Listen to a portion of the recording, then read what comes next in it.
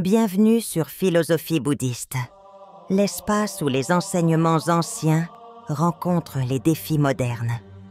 Ici, nous explorons la sagesse du Bouddha pour cultiver la paix intérieure, la compassion et l'épanouissement. Qu'est-ce qui se cache dans ton âme? Derrière chaque sourire, derrière chaque regard dans le miroir, se trouve une vérité que tu n'as peut-être pas encore rencontrée. As-tu déjà pris un moment pour explorer cette profondeur qui est en toi? Ou es-tu encore prisonnier des illusions du monde extérieur? Nous passons souvent notre vie à courir après des désirs matériels, à chercher des réponses dans des objets et des situations externes. Mais Carl Jung nous enseigne que la vraie liberté, la vraie découverte de soi, commence là où notre regard se tourne vers l'intérieur. Il affirme que ceux qui regardent à l'extérieur rêvent, ceux qui regardent à l'intérieur s'éveillent. Nous vivons dans un monde qui valorise l'image extérieure, le travail, la carrière, les relations, l'apparence physique. Et pourtant, tout cela est une distraction. La clé pour connaître qui nous sommes réside dans un acte aussi simple que puissant: se tourner vers l'intérieur. Trop souvent, nous nous laissons guider par ce que la société attend de nous, par ce que nos proches pensent ou par ce que les médias nous dictent.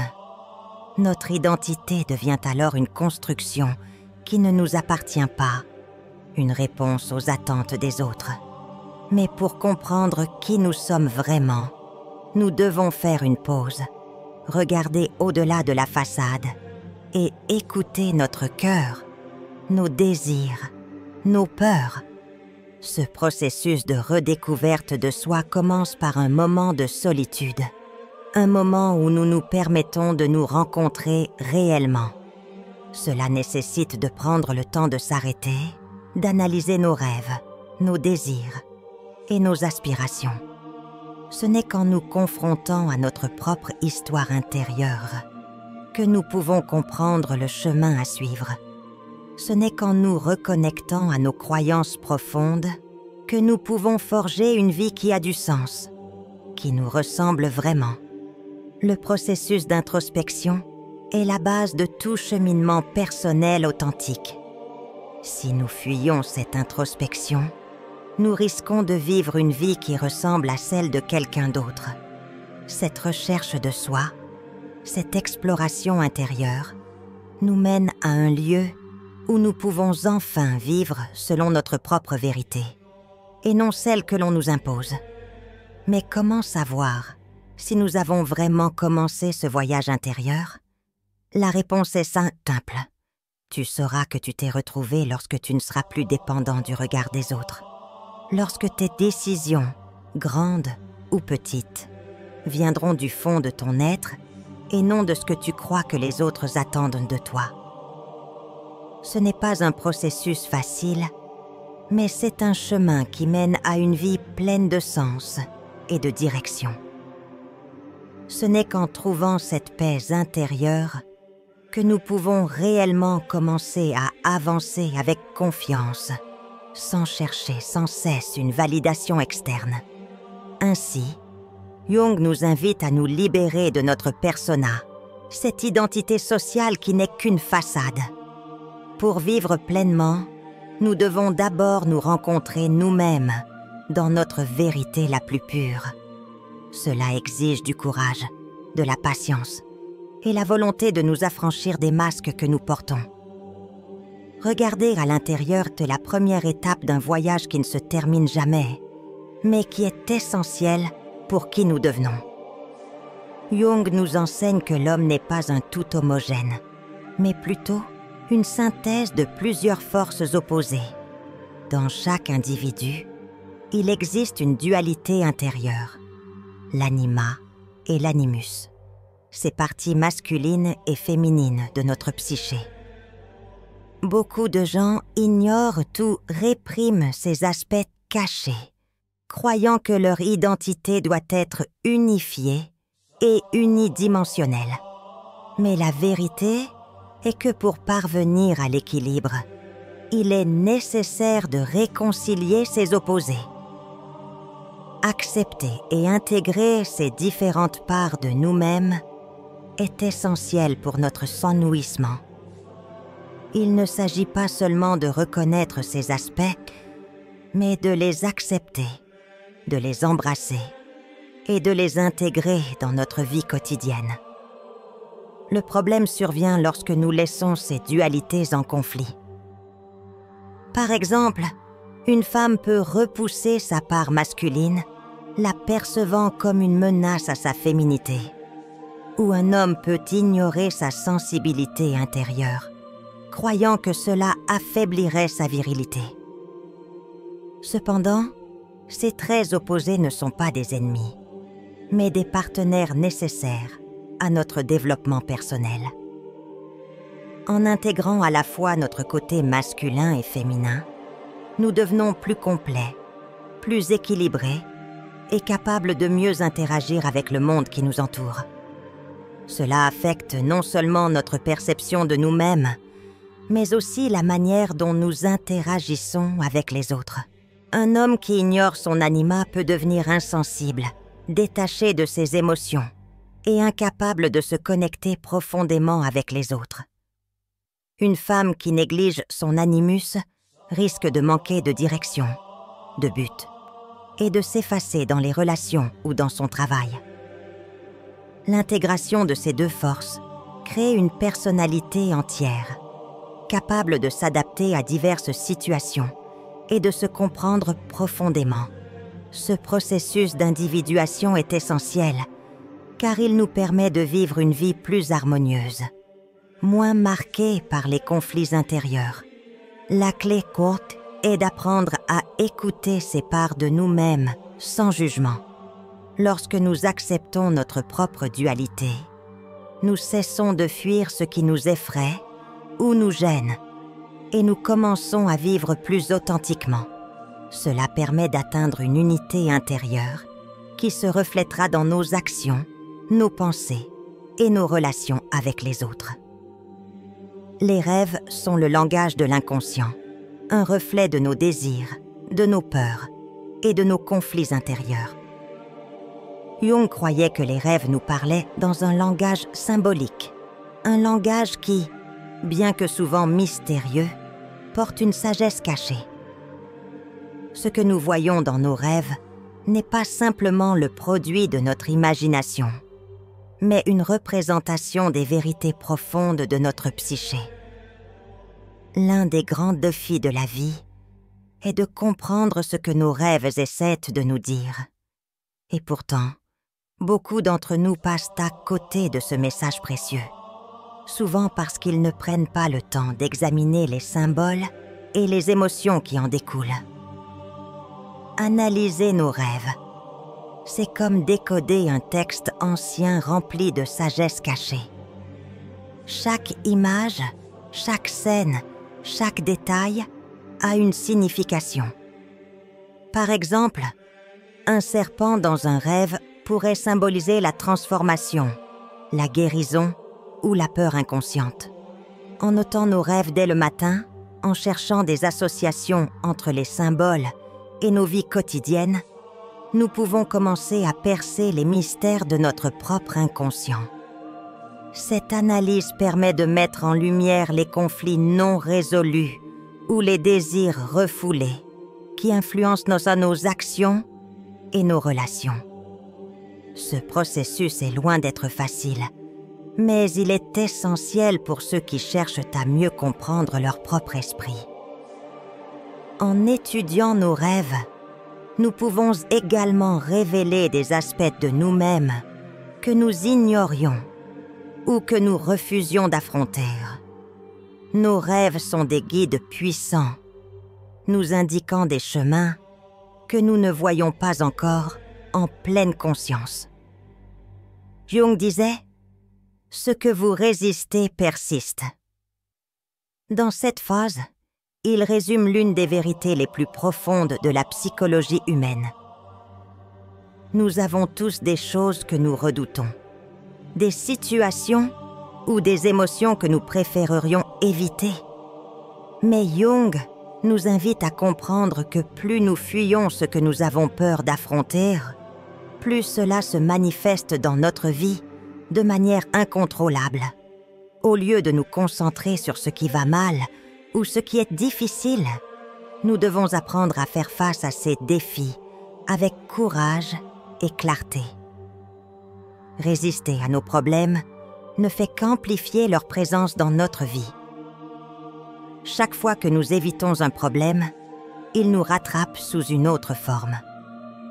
Cela peut être sous forme de stress, de peur, de colère ou de désespoir.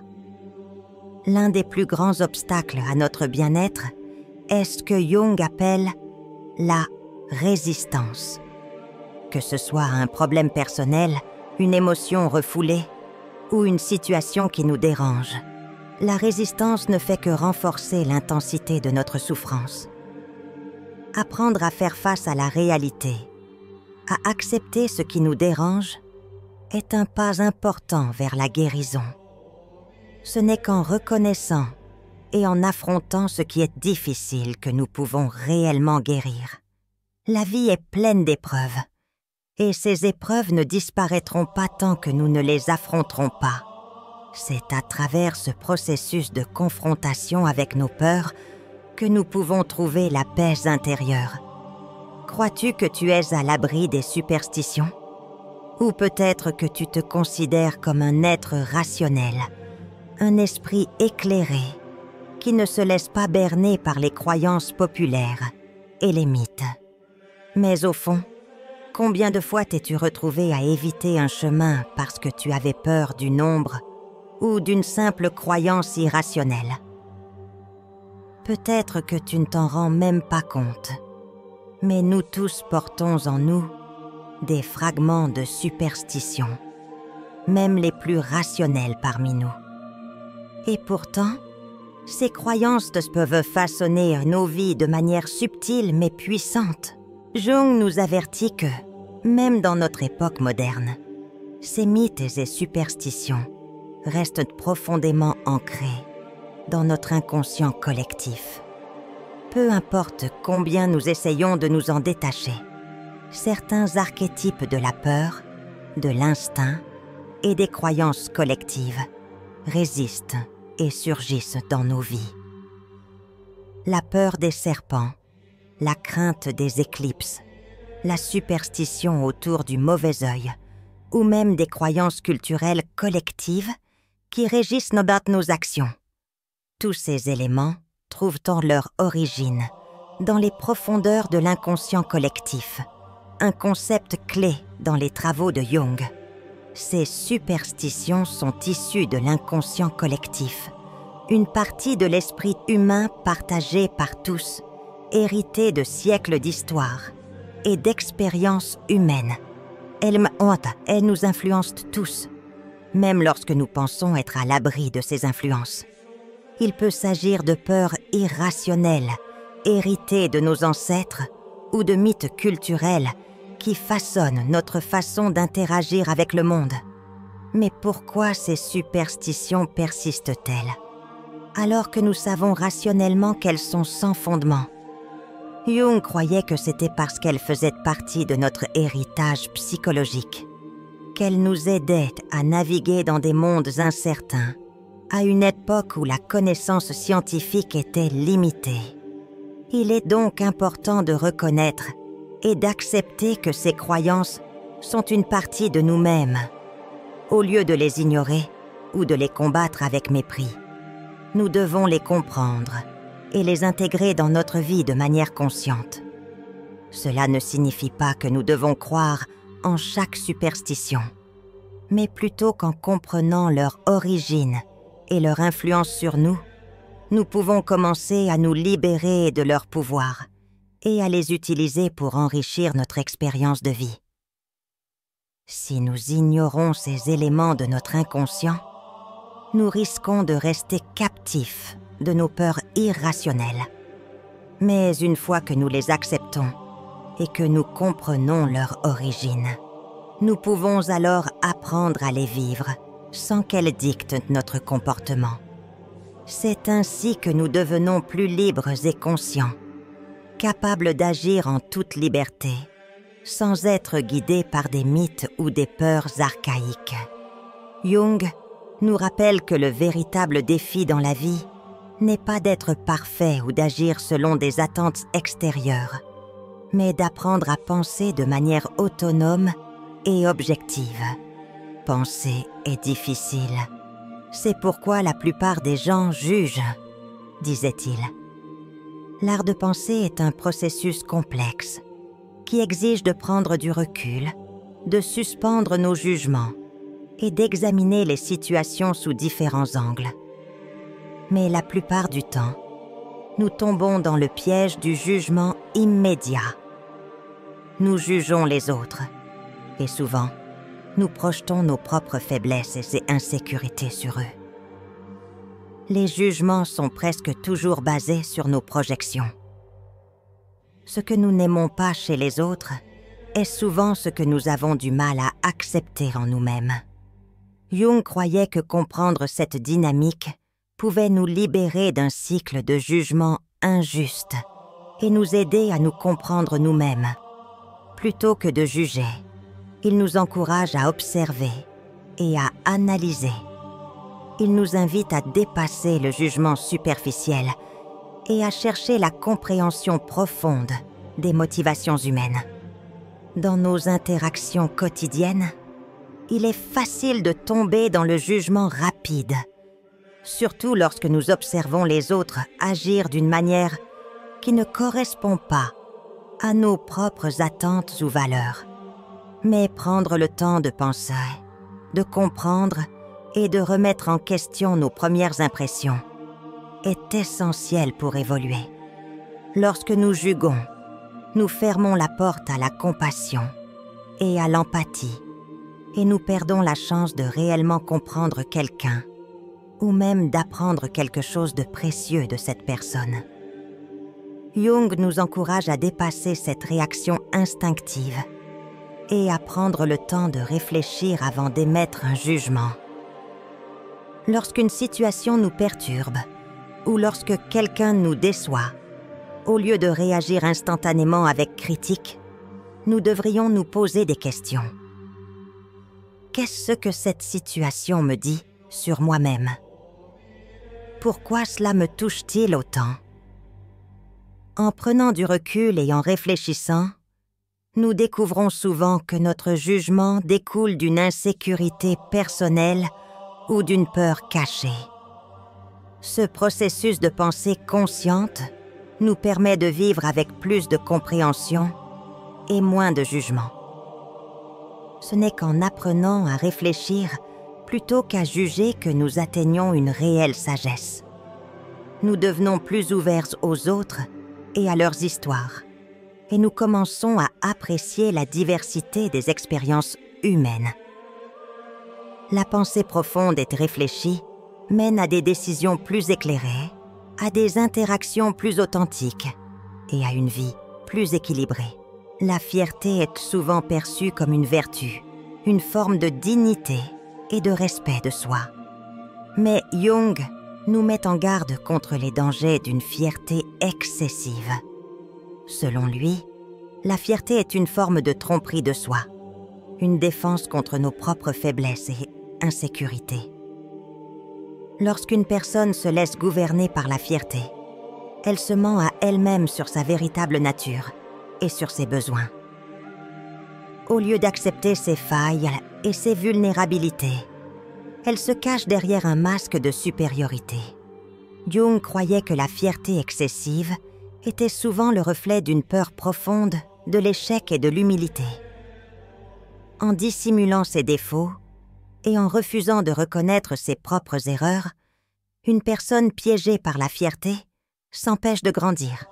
L'humilité, en revanche, est une qualité qui permet de se confronter à ses limites et d'accepter que l'on n'est pas parfait, tout en restant ouvert au changement et à la croissance personnelle. C'est à travers cette acceptation de soi, dans toute sa complexité, que nous devenons capables de nous améliorer véritablement. La fierté peut aussi nous empêcher de demander de l'aide lorsque nous en avons besoin. Elle nous rend vulnérables, non pas en raison de nos faiblesses, mais parce que nous nous isolons et fermons les portes aux autres. Jung nous enseigne que l'humilité n'est pas une forme de dévalorisation de soi, mais une reconnaissance saine de notre humanité. En nous acceptant comme nous sommes, avec nos forces et nos faiblesses, nous nous ouvrons à un véritable potentiel de croissance. Il est également important de comprendre que la fierté peut être destructrice dans les relations humaines. Elle peut créer des barrières entre les individus en empêchant la communication honnête et en nourrissant l'ego plutôt que la compréhension mutuelle. En nous libérant de l'orgueil et en adoptant une attitude plus humble, nous permettons à nos relations de se développer de manière plus authentique et profonde. Nous avons exploré comment la sagesse de Jung peut nous guider dans la recherche d'une vie plus équilibrée et plus consciente. En intégrant ces principes dans notre quotidien, en apprenant à observer nos rêves, à penser sans juger, à accepter nos dualités et à éliminer l'orgueil, nous nous ouvrons à un chemin de transformation personnelle. Ce chemin n'est pas facile, mais il est essentiel pour nous permettre de vivre pleinement, avec plus de clarté, de compassion et de sagesse. Si cette réflexion t'a inspiré, prends le temps de réfléchir sur ces enseignements et de les appliquer dans ta vie. N'oublie pas de t'abonner pour plus de contenus inspirants qui t'aideront à grandir chaque jour.